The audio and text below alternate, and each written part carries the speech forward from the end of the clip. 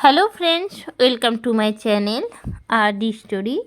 আমার আজকের রেসিপি ঘুগনি। আমরা সাধারণত বাড়িতে ঘুগনি বানিয়েই থাকি, কিন্তু দোকানের মতন ঠিক চটপটা ঘুগনি কি করে বানাবেন দেখে নিন আজকের এই রেসিপিটা থেকে। যে কোনো সময় কিন্তু ঘুগনি বানিয়ে নেওয়া যায়, জলখাবারে হোক বা রুটি, পরোটা, পাউরুটি যে কোনো কিছুর সঙ্গেই খেতে কিন্তু দারুণ লাগে। স্কুল কলেজে ক্যান্টিনে আমরা প্রায় সময় কিন্তু এই রকম ঘুগনি খেয়েই থাকতাম। দেখে নিন আজকের রেসিপিটা। সবার প্রথমে মটরটা আমি ভিজিয়ে রেখেছি। মটরটা ওভারনাইট ভিজিয়ে রেখেছি, তো অনেকটা বড় বড় হয়ে ফুলে উঠেছে। এরপরে প্রেসার কুকারে সেদ্ধ করে নেব। দিয়ে দিলাম প্রেসার কুকারের মধ্যে মটরটা। সেদ্ধ করার আগে মটরটা কিন্তু আমি একবার জল দিয়ে ভালো করে ধুয়ে নিয়েছিলাম। দিয়ে দিলাম এর মধ্যে 1 কাপ জল। জল দিয়ে নিয়ে আমি ঢাকনাটা আটকে দিচ্ছি। যেহেতু এটা সেদ্ধ মটর, তার জন্য আমি একটা সিটি দিয়ে নেব, যাতে করে মটরটা খুব বেশি গলে না যায়। এখন সেদ্ধ হয়ে গেছে। বেশ কিছুক্ষণ পরে ফিরে চলে এসেছি। আর সেদ্ধ মটরটা এখন আমি প্রেসার কুকার থেকে বাটির মধ্যে ঢেলে রাখছি। মটরটা একদমই কিন্তু গলে যায়নি, প্রত্যেকটা মটরের দানা কিন্তু একদম গোটা গোটা আছে। খুব বেশি সেদ্ধ হয়ে গেলে সেই ঘুগনিটা খেতে ভালো লাগে না। এরপরে আমি একটা মশলা তৈরি করে নেব, যেটাকে বলে ভাজা গুঁড়ো। তার জন্য আমি কড়াই চাপিয়ে নিচ্ছি। কড়াইটা হালকা গরম হয়ে গেলে এর মধ্যে দিয়ে দিচ্ছি শুকনো লঙ্কা। এখানে আমি 6টা শুকনো লঙ্কা দিলাম। প্রথমেই শুকনো লঙ্কাটা দিলাম যাতে করে লঙ্কাটা আগে ভালো করে শুকনো কড়াইয়ে ভেজে নেওয়া যায়। এরপরে দিয়ে দিলাম 4টে এলাচ আর কয়েকটা লবঙ্গ। আমি এখানে ছোট এলাচ দিয়েছি।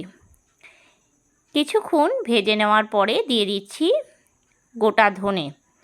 এখানে আমি 1.5 চামচ দিলাম গোটা ধনে, আর দিয়ে দিচ্ছি 1 চামচ গোটা জিরে। সবগুলো দিয়ে নিয়ে শুকনো কড়াইয়ে আমি মশলাটা ভেজে নিচ্ছি। যখন খুব সুন্দর একটা গন্ধ বার হবে তখন বুঝে নিতে হবে যে মশলাটা কিন্তু হয়ে গেল। তবে এই ভাজা মশলা তৈরি করার সময় ধনে, জিরে, লঙ্কা এগুলো কিন্তু যদি পুড়ে যায় তাহলে কিন্তু ভাজা মশলা টেস্টটা একদম বাজে হয়ে যাবে, তেতো লাগবে। তার জন্য কিন্তু একদম গ্যাসের ফ্লেমটা লোতে করে ভাজা মশলার জন্য মশলাগুলোকে ভেজে নিতে হবে। এখন খুব সুন্দর একটা গন্ধ বের হয়েছে আর আমি ঢেলে রাখলাম প্লেটের মধ্যে। এবার মিক্সিতে মিহি গুঁড়ো করে নিচ্ছি। এখন ভাজা মশলাটা আমি গুঁড়ো করে নিয়ে চলে এসেছি। অন্যদিকে ঘুগনিতে দেওয়ার জন্য আমি কেটে নিচ্ছি আলু। আমি এখানে 2টো বড় সাইজের আলু নিয়েছি। আলুটা একদম ছোট ছোট টুকরো করে কেটে নিচ্ছি। আপনারা চাইলে ঘুগনির মধ্যে আলু কিন্তু নাই দিতে পারেন, তবে আলু দিলে কিন্তু এর টেস্টটা ভালোই হয়। এরপরে আমি কড়াই চাপিয়ে নিয়েছি। কড়াইয়ের মধ্যে প্রথমেই দিয়ে দিচ্ছি সর্ষের তেল। তেলটা একটুখানি বেশি করেই দিলাম। ফোড়নে দিয়ে দিচ্ছি 1/2 চামচ গোটা জিরে। ফোড়নটা খুব ভালো করে রেডি করে নেব। তারপরে দিয়ে দিচ্ছি 2টো বড় সাইজের কেটে রাখা পেঁয়াজের কুচি। পেঁয়াজটাকে ভালো করে ভেজে নেব। পেঁয়াজটা ভাজতে ভাজতে আমি আদা, রসুন এগুলো রেডি করে নেব। আর লাগবে ঘুগনি করতে টমেটো। গ্যাসের ফ্লেমটা হাই টু মিডিয়ামে করে পেঁয়াজটা কিন্তু ভেজে নিচ্ছি। একটা বাটির মধ্যে নিয়ে নিচ্ছি কয়েক কোয়া রসুন আর নিয়ে নিচ্ছি আদার টুকরো। একদম মিহি পেস্ট করে বেটে নিচ্ছি। পেঁয়াজটা যখন অনেকটাই লাল করে ভেজে নেওয়া হয়ে যাবে তখন দিয়ে দেবো মিক্সিতে বেটে রাখা আদা রসুনের পেস্টটা। আদা রসুনের পেস্টটা দিয়ে সমানে নাড়াচাড়া দেব। গ্যাসের ফ্লেমটা লো টু মিডিয়ামে রাখবো।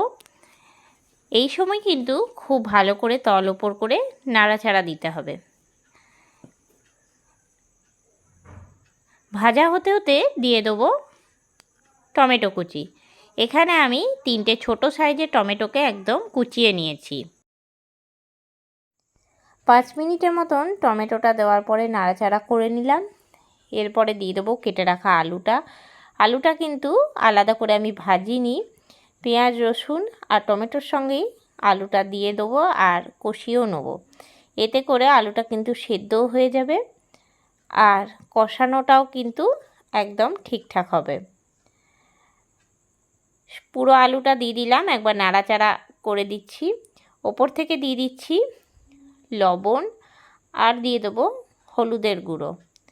লবণটা দিলে পেঁয়াজ থেকে তাড়াতাড়ি জলটাও ছাড়বে আর আলুটা সেদ্ধ হতে কিন্তু বেশি সময় লাগবে না। হলুদ আর লবণ দেওয়ার পরে নাড়াচাড়া দিয়ে নিচ্ছি। গ্যাসের ফ্লেমটা এই সময় লো টু মিডিয়ামে রাখবো। আর যদি মশলাটা একদম শুকনো শুকনো হয়ে আসে তাহলে সামান্য করে জল দিয়ে কিন্তু কষিয়ে নিতে হবে। পেঁয়াজ রসুন আদা এখন অনেকটাই কিন্তু কষিয়ে নেওয়া হয়ে গেছে। আলুটা বেশ কিছুক্ষণ ধরে নাড়াচাড়া করতে করতে অনেকটাই ভাজা ভাজা হয়ে গেছে। এবার দিয়ে দেবো কিছু মশলা। প্রথমে দিয়ে দিচ্ছি আমি লঙ্কার গুঁড়ো, এখানে হাফ চামচ লঙ্কার গুঁড়ো দিলাম। আর একটু কালার আনার জন্য কাশ্মীরি লঙ্কার গুঁড়ো দিয়ে দিলাম 1 চামচ। দিয়ে দিচ্ছি ধনে গুঁড়ো 1 চামচ আর দিয়ে দিচ্ছি জিরে গুঁড়ো হাফ চা চামচ। দিয়ে নিয়ে ভালো করে নাড়াচাড়া দিয়ে নেব। গ্যাসের ফ্লেমটা এখন লো টু মিডিয়ামে রাখবো। বেশ কিছুক্ষণ নাড়িয়ে নেব।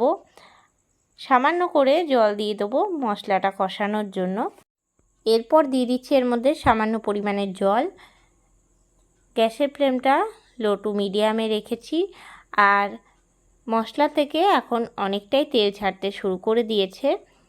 দিয়ে দিচ্ছি সেদ্ধ করে রাখা মটরটা। মটরটা কিন্তু জলটা একদম ঝরিয়ে নিয়েছি। মটরটা দেওয়ার পরে ভালো করে মশলার সঙ্গে একবার কষিয়ে নেব। 5 থেকে 7 মিনিট নাড়াচাড়া দিয়ে নিচ্ছি খুব ভালো করে। যেহেতু এটা সেদ্ধ করা মটর তার জন্য খুব বেশি কিন্তু নাড়াচাড়া দেব না। আলুটা বেশ কিছুক্ষণ ধরে নাড়াচাড়া দিতে দিতে অনেকটাই প্রায় সেদ্ধ হয়ে গেছে আর কালারটা কিন্তু খুবই সুন্দর এসেছে। অন্যদিকে ভাজা মশলাটা রেডি করে রেখেছি। ভাজা মশলাটা কিন্তু যখন ঘুগনিটা পুরোপুরিভাবে হয়ে যাবে তখন এটা কাজে লাগবে। এখন মটরটা খুব ভালো করে কষিয়ে নেওয়া হয়ে গেছে। দিয়ে দিচ্ছি গরম জল। রান্নায় সবসময় গরম জল ব্যবহার করি আমি। এতে করে কিন্তু রান্নার স্বাদটা একদম অন্যরকম হয়। জলটা দিয়ে নিয়ে খুব ভালো করে নাড়াচাড়া দিয়ে নিলাম। এবার ফোটার জন্য অপেক্ষা করব। দিয়ে দিচ্ছি একটা চাপা ঢাকা আর 10 মিনিট পরে আবারও ফিরে আসছি। 10 থেকে 12 মিনিট পরে ঢাকনাটা খুলে নিলাম আর ঝোলটা কিন্তু অনেকটাই টান টান হয়ে গেছে। তবে ঘুগনিতে খুব বেশি ঝোল ঝোল থাকলে কিন্তু খেতে খুব একটা ভাল লাগে না, তাই একটু টান টান করেছি। আর মটরটাও একদমই সেদ্ধ হওয়ায় আর আলুটাও কিন্তু এখন পুরোপুরিভাবে সেদ্ধ হয়ে গেছে। এরপর আমি এর মধ্যে দিয়ে দিচ্ছি ভাজা মশলাটা। যে ভাজা মশলাটা সবার প্রথমেই আমি তৈরি করেছিলাম। দিয়ে দিলাম প্রথমে 1 চামচ ভাজা মশলা। ভাজা মশলাটা দিলে কিন্তু এই কালারটাই একদম চেঞ্জ হয়ে যায়। ঘুগনির যে কালারটা একদম চেঞ্জ হয়ে যাবে আর টেস্টটাও একদম অন্যরকম হবে। ঘুগনিতে সবসময় ভাজা মশলা ব্যবহার করবে, এমনকি পরিবেশনের আগেও ভাজা মশলা দিয়েই কিন্তু পরিবেশন করতে পারেন। পুরোপুরি হয়ে গেছে। নামাবার আগে সামান্য পরিমাণে দিয়ে দেবো চিনি। দিয়ে দিচ্ছি হাফ চামচের থেকেও কম পরিমাণে চিনি। এতে করে ঝাল নুনের ব্যালেন্সটা খুব ভালো করে বোঝা যায়। খুব ভালো করে নাড়াচাড়া দিয়ে নিলাম। তৈরি হয়ে গেল আজকের রেসিপি ঘুগনি। এরপর আমি একটা ডিশের মধ্যে পরিবেশনের জন্য রেডি করছি।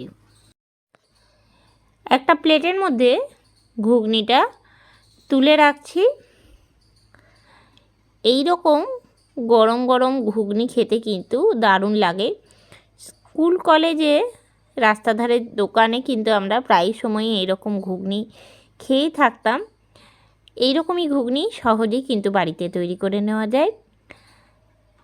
প্লেটের মধ্যে দেওয়ার পরে ওপর থেকে দিয়ে দিচ্ছি কুচি করে রাখা শসা, দিয়ে দেবো কাঁচা লঙ্কা, ঝালটা আপনারা আপনাদের স্বাদ বুঝেই ব্যবহার করবেন। এরপরে দিয়ে দিচ্ছি কুচি করে রাখা পেঁয়াজ, ঠিক যেরকম দোকানে খেতে দিলে দেয় ঠিক সেরকমভাবেই আমি সাজিয়ে নিচ্ছি। ওপর থেকে দিয়ে দিচ্ছি কুচি করে রাখা ধনেপাতা, আর দিয়ে দেবো সেউ ভাজা। এটাও কিন্তু ঘুগনির ওপর থেকে ছড়িয়ে দিলে বেশ ভালো লাগে। দিয়ে দেবো লেবু, লেবুর রসও ওপর থেকে আপনারা দিতে পারেন, আমি সাইডে লেবুটা দিয়ে রাখছি। আর দিয়ে দেবো ভাজা মশলা, হাফ চামচের মতন ভাজা মশলা ওপর থেকে ছড়িয়ে দিলাম। এই ভাজা মশলা কিন্তু ঘুগনির স্বাদটাকে একদম অন্যরকম করে তুলবে। কেমন লাগলো আজকের এই রেসিপিটা অবশ্যই আমাকে কমেন্ট করে জানাবেন। আজকের রেসিপিটা আপনাদের ভালো লেগে থাকলে লাইক করবেন, শেয়ার করবেন। এই চ্যানেলে নতুন বন্ধু হয়ে থাকলে চ্যানেলটা সাবস্ক্রাইব করার অনুরোধ রইল। আর যারা ফেসবুক পেজ থেকে দেখছেন অবশ্যই পেজটাকে ফলো করে দেবেন। আর আমার ভিডিও সবার আগে দেখতে হলে বেল আইকনটা অবশ্যই প্রেস করে রাখবেন, সবার আগে নোটিফিকেশন আপনার কাছে পৌঁছে যাবে। আরও নতুন কোনো রেসিপি নিয়ে হাজির হব, সঙ্গে থাকুন আর দেখতে থাকুন।